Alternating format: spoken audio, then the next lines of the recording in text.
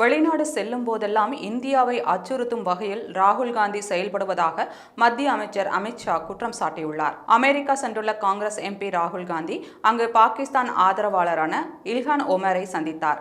அதேபோல மத்திய அரசை விமர்சிக்கும் வகையிலும் ராகுல் காந்தி பேசியிருந்தார். இந்திய எதிர்ப்பாளரும் பாகிஸ்தான் ஆதரவாளருமான இல்ஹான் உமரை இந்தியாவின் மக்களவை எதிர்க்கட்சித் தலைவர் ராகுல் காந்தி சந்தித்தது சர்ச்சையானது.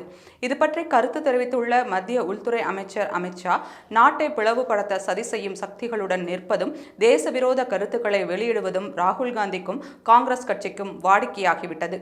நாட்டு நலனுக்கு எதிரான கொள்கைகளை பேசும் ஜம்மு காஷ்மீரின் தேசிய மாநாட்டு கட்சியை ஆதரிப்பது, வெளிநாட்டு மேடைகளில் இந்தியாவுக்கு எதிரான கருத்துக்களை பேசுவது என எப்போதும் ராகுல் காந்தி தேசத்தின் பாதுகாப்புக்கு அச்சுறுத்தல் விடுக்கும் விதமாகவும் இந்தியர்களின் உணர்வுகளை புண்படுத்தும் விதமாகவும் செயல்படுகிறார் என்று விமர்சித்துள்ளார். மேலும் மதம், மொழி வேறுபாடுகளின் அடிப்படையில் மக்களிடையே பிளவை ஏற்படுத்தும் காங்கிரசின் அரசியலை ராகுல் காந்தியின் பேச்சு அம்பலப்படுத்தியுள்ளது என்று அமித் ஷா சாடியுள்ளார்.